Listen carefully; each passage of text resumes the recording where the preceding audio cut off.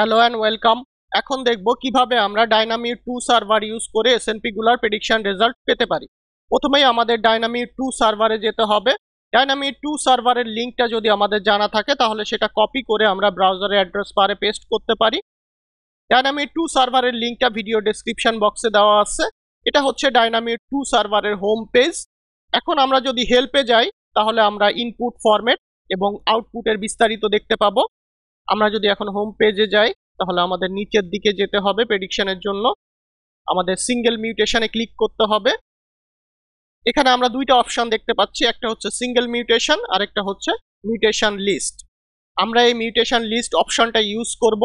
এখানে আমাদের প্রোটিনের ওয়াইল্ড টাইপ স্ট্রাকচারটা আপলোড করতে হবে। এখানে আরেকটা অপশন আছে, সেটা হচ্ছে আমরা পিডিবি অ্যাক্সেশন অথবা পিডিবি কোড অথবা পিডিবি আইডি দিয়ে দিতে পারি। এরপর এখানে আমাদের একটা প্লেন টেক্সট ফাইল আপলোড করতে হবে that contains a list of mutations. আমরা যদি ইনপুট ফরম্যাটটা দেখি তাহলে এখানে ক্লিক করলে আমরা ইনপুট ফরম্যাটটা দেখতে পাবো। এখানে আমরা দেখতে পাচ্ছি প্রথমে থাকতে হবে চেইন আইডি, এরপরে সাবস্টিটিউশনটা স্ট্যান্ডার্ড 1 লেটার ফরম্যাটে থাকতে হবে।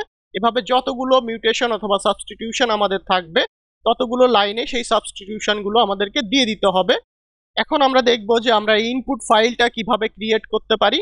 ইনপুট ফাইলটা ক্রিয়েশনের জন্য যে স্ক্রিপ্টটা অথবা যে প্রোগ্রামটা আছে সেটা আমাদের অলরেডি প্রোগ্রামস ফোল্ডারে আছে। আমরা যদি এখানে দেখি, এটা হচ্ছে input_formatting.exe। এই প্রোগ্রামের মাধ্যমে আমরা ইনপুট ফাইলটা ক্রিয়েট করতে পারি। এখন তাহলে আমরা দেখি আমরা কিভাবে এই প্রোগ্রামটা রান করতে পারি। এখান থেকে আমরা আমাদের ওয়ার্কিং ডিরেক্টরির ফুল পাথটা কপি করে নিতে পারি। এরপর আমাদের উইন্ডোজ পাওয়ার শেলে যেতে হবে। এখান থেকে আমরা সিডি দিয়ে আমরা ওয়ার্কিং ডিরেক্টরিতে যাব। প্রোগ্রামটা যেহেতু প্রোগ্রামস ফোল্ডারের ভিতরে আছে তাহলে আমাদের দিতে হবে ./programs। তারপরে হচ্ছে প্রোগ্রামটার নাম, সেটা হচ্ছে input_formatting.exe। এখন যদি -h দেই তাহলে আমরা অপশনগুলো এবং অপশনগুলোর ডিটেইল দেখতে পাবো। এখানে আমরা যেমন দেখতে পাচ্ছি প্রথমে আমাদেরকে দিতে হবে -i দিয়ে একটা ইনপুট ফাইল। বাকি অপশনগুলো আমাদের এখন লাগছে না, এখানে আমাদের -f অপশনটা লাগবে এবং এখানে -o অপশনটা আমাদের লাগবে। ইনপুট ফাইল যেটা সেটা হচ্ছে টিএসবি ফরম্যাটেড হতে হবে উইথ হেডার। এরপরে আমাদের একটা -f দিয়ে ফর্মুলা দিয়ে দিতে হবে এবং লাস্টলি আমাদের -o দিয়ে একটা আউটপুট ফাইলের নাম দিতে হবে। আমরা যেহেতু একটা কাস্টমাইজড ফরম্যাট চাচ্ছি সেজন্যই আমাদের -f অপশন মানে ফর্মুলা অপশনটা ইউজ করা লাগছে। এখন তাহলে দেখি আমরা কিভাবে প্রোগ্রামটা রান দিতে পারি ইনপুট ফাইল ক্রিয়েশনের জন্য।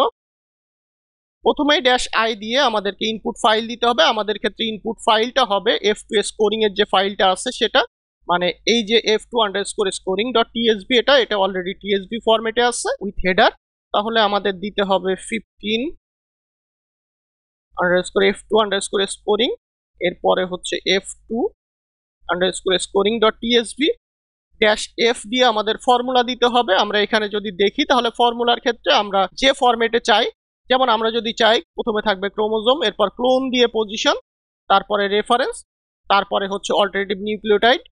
তাহলে আমাদের সেই কলাম নাম্বারগুলো দুইটা ভার্টিক্যাল বারের ভিতরে দিয়ে দিতে হবে, যেমন C1 ভার্টিক্যাল বারের ভিতরে, এরপরে ক্লোন মানে C1 পজিশনে আছে হচ্ছে ক্রোমোজোম, এরপরে C2 এটাও দুইটা ভার্টিক্যাল বারের ভিতরে মানে পজিশনটা আছে হচ্ছে 2 নাম্বার কলামে। এরপর ক্লোন দিয়ে আবার দুইটা ভার্টিক্যাল বাদ দিয়ে C3 মানে রেফারেন্স নিউক্লিওটাইডটা আছে হচ্ছে 3 নাম্বার কলামে, এবং এরপর ক্লোন দিয়ে আবার দুইটা ভার্টিক্যাল বাদ দিয়ে C4 মানে হচ্ছে অল্টারনেটিভ নিউক্লিওটাইডের কলাম নাম্বার। আমাদের ক্ষেত্রে যেহেতু চেইনটা ফিক্সড, আমাদের ক্ষেত্রে চেইনটা হচ্ছে A, তাহলে আমাদের A দিতে হবে, এরপর একটা স্পেস দিয়ে আমাদের দিয়ে দিতে হবে সাবস্টিটিউশনটা।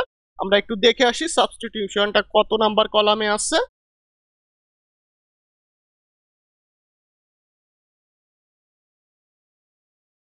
আমাদের এখানে সাবস্টিটিউশনটা আছে হচ্ছে 11 নাম্বার কলামে, এখানে আমরা দেখতে পাচ্ছি।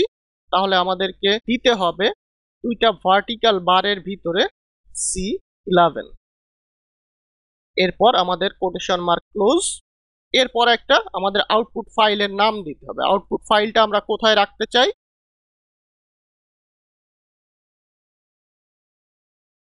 আউটপুট ফাইলটা আমরা 16_filter3 ইনপুটস এর ভিতরে রাখতে চাই। তাহলে আমাদের দিতে হবে 16 আন্ডারস্কোর ফিল্টার 3 আন্ডারস্কোর ইনপুটস। এরপর আমরা প্রোগ্রামের নামটা লিখতে পারি ফাইলের নাম হিসেবে, সেটা হচ্ছে ডাইনামিউট 2। এখানে আমাদের ফাইলের কোনো এক্সটেনশন না দিলেও হবে। এরপর আমাদের এন্টার প্রেস করতে হবে। আমাদের প্রোগ্রামটা রান হয়ে গিয়েছে। আমরা যদি এখন দেখি, এখানে আমরা দেখতে পাচ্ছি dynamite2 আন্ডারস্কোর custom.txt নামে একটা ফাইল ক্রিয়েট হয়েছে। এখন যদি এটাকে আমরা ওপেন করি, তাহলে আমরা দেখতে পাচ্ছি আমাদের ডিজায়ার্ড ফরম্যাটে এটা ফরম্যাটিং হয়ে গিয়েছে প্রতিটা এসএনপি এর জন্য। যেমন এখানে প্রথমে যেটা আছে সেটা হচ্ছে আমাদের চেইন আইডি, এরপরে যেটা আছে সেটা হচ্ছে সাবস্টিটিউশনটা স্ট্যান্ডার্ড 1 লেটার ফরম্যাটে। এখন তাহলে আমরা আবার সার্ভারে যাই। প্রথমে আমাদের ওয়াইল্ড টাইপ স্ট্রাকচারটা দিতে হবে। আমরা প্রিভিয়াসলি আলফা ফোল্ডের যে স্ট্রাকচারটা ডাউনলোড করেছিলাম সেটাকে এখানে আপলোড দিতে পারি। এটাকে আমরা চুজ করলাম। এখান থেকে আমরা চেইন আইডিটাও দেখে আসতে পারি আলফা ফোল্ডারের স্ট্রাকচার থেকে। এটা যদি আমরা নোটপ্যাডে ওপেন করি, তাহলে আমরা নিচের দিকে অ্যাটম এন্ট্রি থেকে আমরা দেখতে পাচ্ছি যে এটা হচ্ছে এ চেইন। দ্যাটস ওয়াই আমরা এখানে এ চেইন দিয়েছিলাম। এখন আমাদের মিউটেশন ফাইলটা আপলোড করতে হবে, তাহলে এখানে ক্লিক করতে হবে। আমাদের মিউটেশন ফাইলটা আছে হচ্ছে এখানে। আমাদের নামটা চেঞ্জ করতে হবে।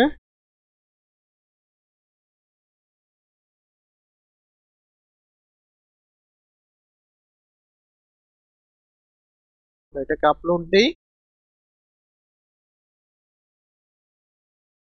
এরপর আমাদের নিচের দিকে যেতে হবে, ইমেইলটা অপশনাল, আমরা সাবমিটে ক্লিক করব। আমাদের প্রেডিকশনটা রান শুরু হয়েছে। এটা শেষ হতে একটু টাইম লাগবে যেহেতু অনেকগুলো মিউটেশন। এখানে আমরা দেখতে পাচ্ছি একটা প্রেডিকশন কমপ্লিট হয়ে গিয়েছে। এখানে যদি আমরা ক্লিক করি তাহলে ইন্ডিভিজুয়াল রেজাল্টের বিস্তারিত আমরা দেখতে পাবো।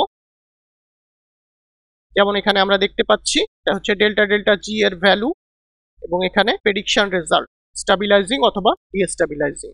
নিচের দিকে আমরা আরো কিছু রেজাল্ট দেখতে পাবো। এখানে 3 ডাইমেনশনাল স্ট্রাকচার।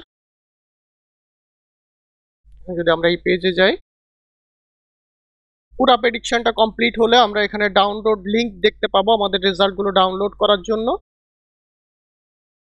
আমাদের সবগুলো প্রেডিকশন কমপ্লিট হয়ে গিয়েছে। এখন যদি রেজাল্টটা আমরা ডাউনলোড করতে চাই তাহলে এখানে ডাউনলোডে ক্লিক করতে হবে। এখান থেকে এই ফাইলটাকে আমরা কপি অথবা কাট করে নিয়ে যেতে পারি আমাদের রেজাল্ট ফোল্ডারে।